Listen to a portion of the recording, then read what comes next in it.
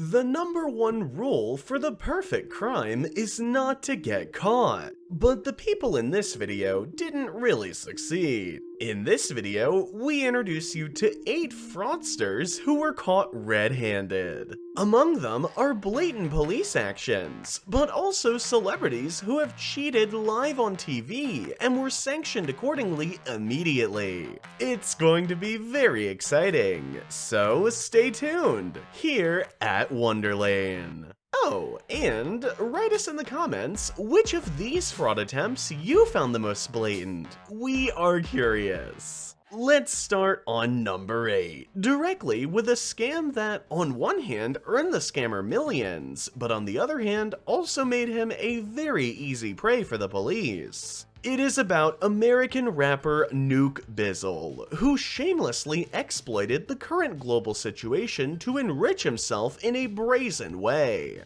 In fact, since the beginning of the pandemic in the USA, an extremely large number of people have become unemployed, so the government has introduced a program to help people in financial need. For this program, anyone who is in economic difficulties can go to the American Labor Office to apply for a credit card to bridge this complicated period. Nuke Bizzle took this measure as an opportunity to find out the addresses of recipients of these cards with a few accomplices, only to intercept the mail with the cards. In this way, the rapper stole numerous credit cards that had a total value of $1.2 million.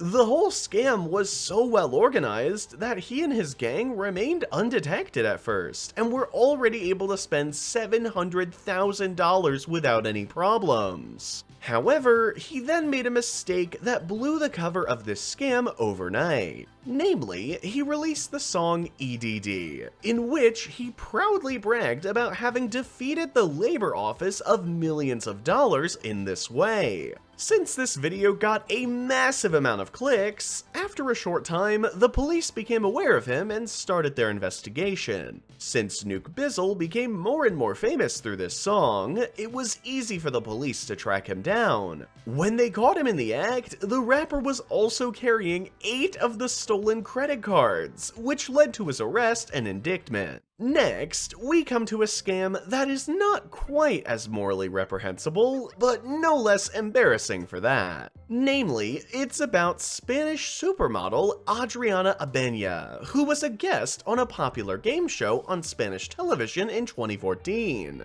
In this show, she had to compete against a contestant to guess songs of famous bands in a certain game. Adriana Abenya was able to win this game without any trouble, but during the show, it came out that she had been cheating the whole time. While the songs were being played, she was secretly looking under the table at her cell phone. There, she ran the music app Shazam, which automatically recognizes songs and even names the band. Abenya did not do this inconspicuously enough, and was therefore confronted by the host during the show. She finally confessed that she had cheated, and had to face a small shitstorm on the internet in the coming days. On number 6, we come to what at first glance appears to be a normal police check, but which took an unbelievable turn. This policeman was actually spending his working day on patrol carrying out a normal routine check. But when he looked into the car through the driver's window, he noticed that a familiar face was sitting in the passenger seat, namely his wife.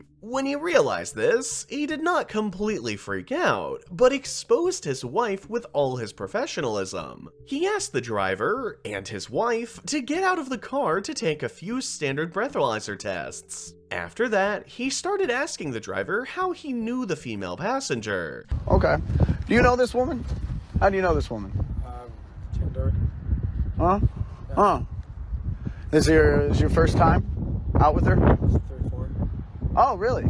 When he said that they were on their 4th Tinder date, the police officer realized that his wife was cheating on him right in front of him. As a result, he let the visibly irritated driver, who apparently didn't know that his date was married, continue driving, but he wasn't done with his wife yet. He broke up with her on the side of the road and asked her to pick up all her things from his apartment and disappear forever. We continue with a fraud from the world of sports, which was not only unsportsmanlike in the truest sense of the word, but also extremely life-threatening. It is about the boxer Miguel Cotto, who, as a 6-time lightweight world champion, now also wanted to fight for the crown in the welterweight division. There, he had to deal with an opponent named Antonio Margarito, whom only a few believed could win. During the long-awaited fight, it looked at first as if Cotto would take the victory without any problems. His opponent landed only a few punches, and was otherwise clearly inferior. However, the unbelievable happened, and Miguel Cotto's face looked extremely battered after a few rounds. After a short time, the fight had to be stopped, which made Margarito the winner. Since the latter, as we said, could hardly land any punches, many still wondered during the fight how Cotto could give up so easily.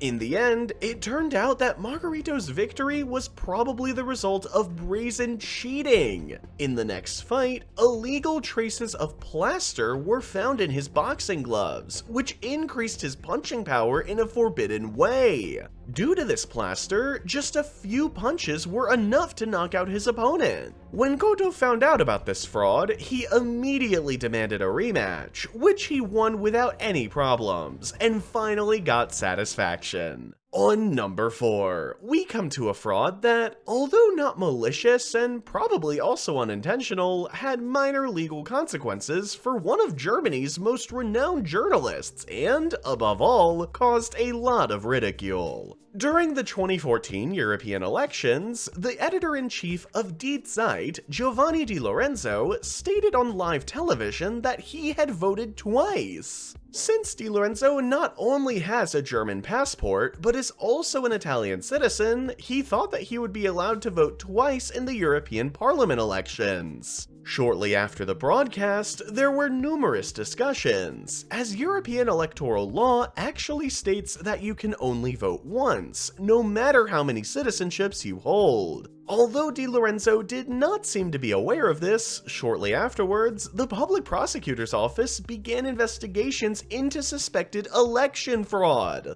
Although these proceedings were very quickly dropped in return for the payment of a fine, the action damaged Di Lorenzo's reputation in the short term, as many people had actually expected the editor-in-chief of one of Germany's biggest newspapers to know something like this. Next, we come to a daring action, where YouTubers from the American channel Trilogy Media went all out to bust a wide network of internet scammers and confront them live. To understand how the YouTubers busted a scammer, you first need to understand the scam behind it. This case involves internet scammers who call innocent citizens and say that they have accidentally transferred $10,000 to them. To make this transfer look real, they hack into the victims' computers and show a fake screenshot that actually shows $10,000 more in the victim's bank account. They then ask the victims in a very emotional tone to please transfer the money back, otherwise they would lose their livelihood. However, since the victims had never received $10,000, the alleged repayment makes them poorer by this money, and they accordingly fell for the scam.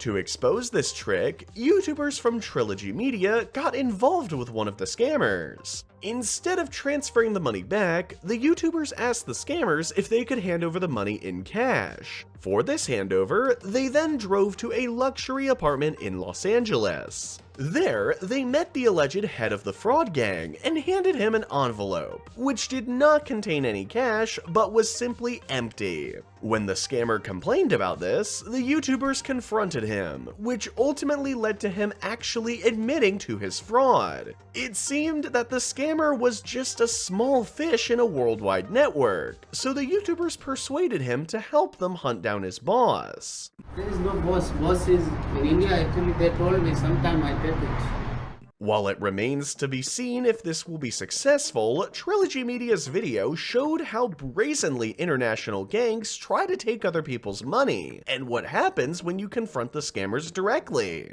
On number 2, we come to a very up-to-date scam, which in the current situation is not only very brazen, but also extremely dangerous for the whole society. Because at the moment, especially fully vaccinated people are regaining more and more basic rights and freedoms, the demand for vaccination certificates has increased extremely. However, since not everyone can be vaccinated yet, and especially in many countries, a strict order is followed, there are more and more fraudsters selling fake vaccination certificates. While it was unclear for a long time how these fake passports could get into circulation, a team of the ARD, a German television team, made sure to bring light into the darkness. To do this, they ordered a fake vaccination passport on the internet so that they could then pick it up in Frankfurt. In this way, the authorities also succeeded in finding out more about the business with the passports, and some charges have already been filed. It is still unclear how many fake passports are in circulation, and whether they are even real gangs that act well organized. But through the research of the ARD,